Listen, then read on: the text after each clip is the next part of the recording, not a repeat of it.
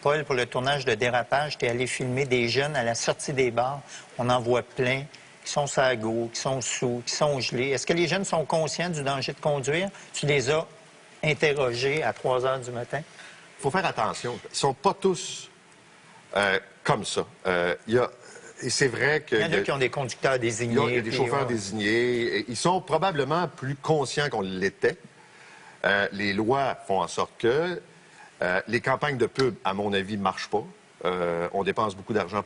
En tout cas, si on vit cette clientèle-là, ça ne marche pas. Ça marche pour les parents. Pour les parents. Nous, on est horrifiés par les annonces de la mais eux, comme disait un des jeunes m'a dit, il dit, le party que je vois dans la pub, c'est pas mon party. Je me reconnais pas pantoute dans ça. Et je sais que c'est fait pour me faire peur. Mais les jeux vidéo, ils parlent souvent de ça. Penses-tu que ça peut être une cause? Le fait qu'il y ait 3 vies dans un jeu vidéo? Il y a un policier un jour qui me raconte, il y a un appel pour aller intercepter un véhicule, un jeune qui a volé l'auto de son père. Puis il croise sur une route de campagne, là. Et là, le jeune voit, parce que les gyrophares sont allumés, il voit que c'est une auto de police. Il se place dans la voie et se roule en direction. Le policier donne un coup de roue, évite l'auto, le jeune continue, fait un tonneau. Et là, le policier part après, ce sont 2-3 policiers, ils vont le voir. Et sa réponse, il était gelé comme une balle. Sa réponse a été bienvenue dans ma game. Okay? Alors lui, il était dans son jeu vidéo.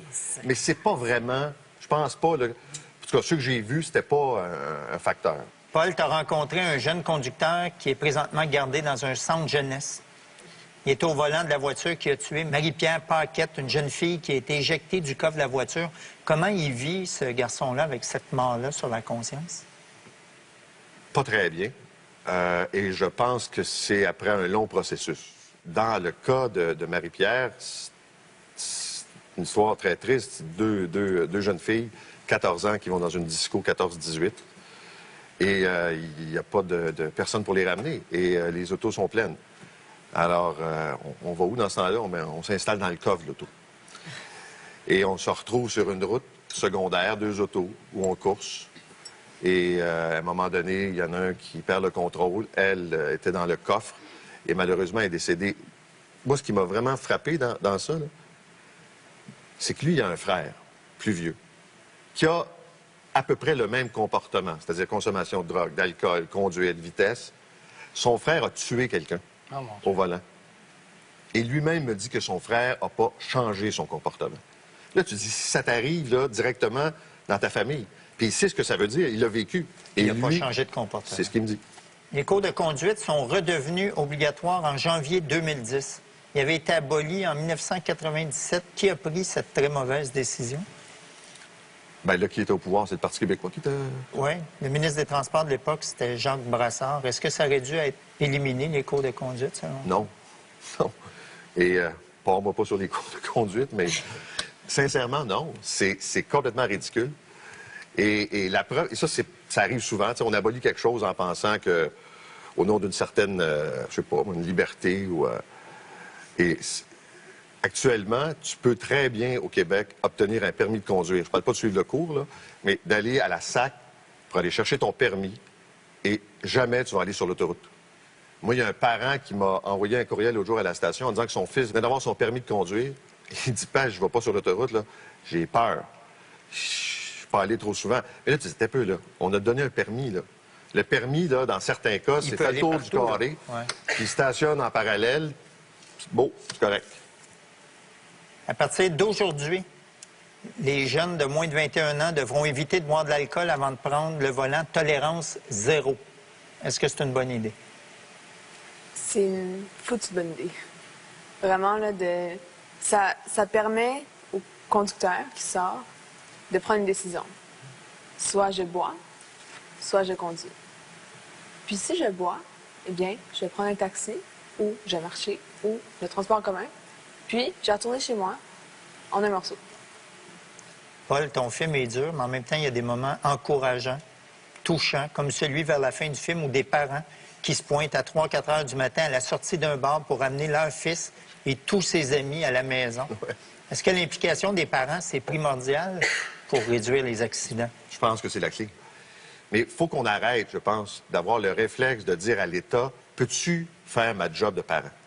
Et ça, malheureusement, ça arrive trop souvent. On voudrait imposer un couvre-feu. C'est pas le parent qui l'impose, c'est l'État qui doit le faire. Puis l'autre chose, on peut avoir toutes les lois, tous les règlements. La réalité au Québec, c'est que tu n'auras pas des policiers à toutes les sorties de bar, puis tu n'auras pas des policiers dans tous les rangs du Québec. Les territoires sont grands, il n'y a pas assez d'effectifs. Sur mon avis, c'est un job de parents, d'abord et avant tout, auprès de leurs jeunes. Et quelle est la responsabilité de ces parents-là?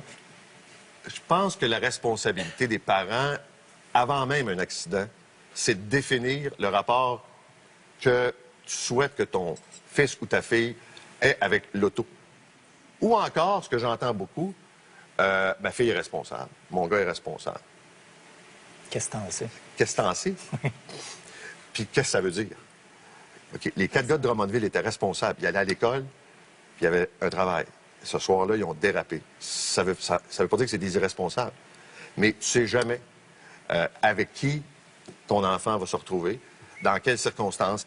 Il y a combien de personnes, combien de jeunes qui téléphoneraient à leurs parents à 3 heures du matin en sachant qu'ils sont gommés, là, pour dire « Peux-tu venir me chercher? » Il y en a qui le font.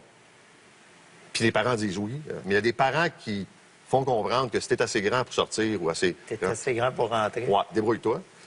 Puis en même temps, t'as pas nécessairement envie que ton père ou ta mère te voit, disons, dans un état second. Fait que t'essaies d'éviter ça, puis tu dis « m'arranger ».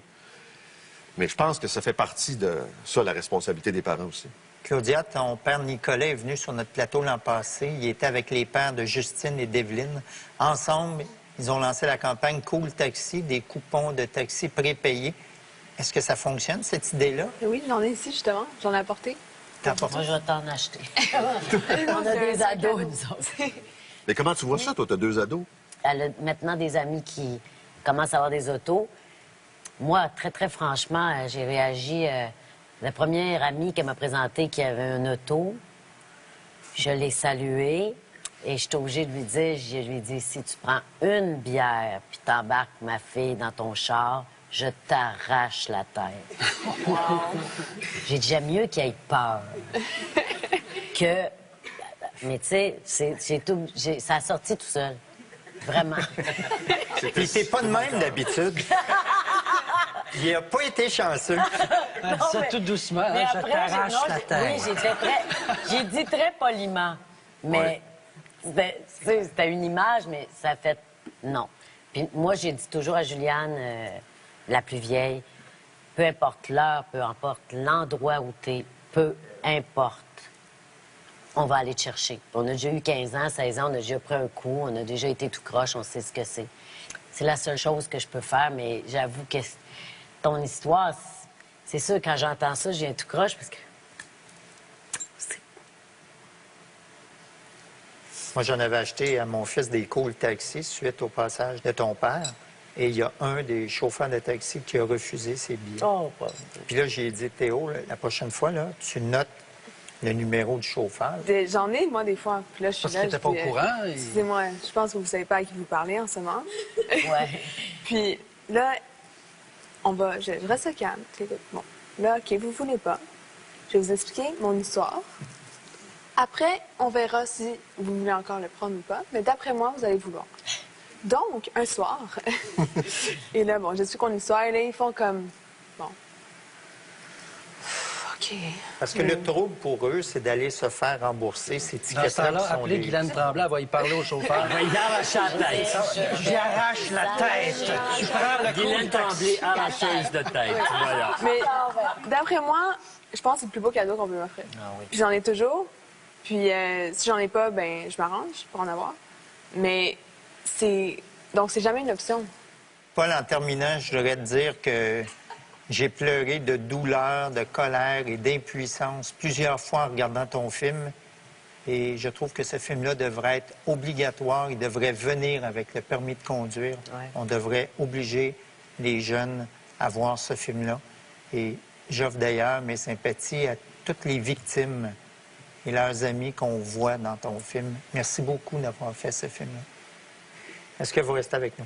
Bien sûr. Écrit Mais une petite j'aurais carte. aussi Oui? avoir souligné Claudia le Pollard. travail de Paul dans tout ça.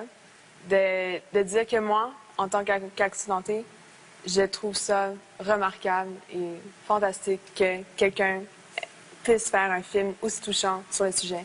Puis que j'espère que ça a touché tout le monde.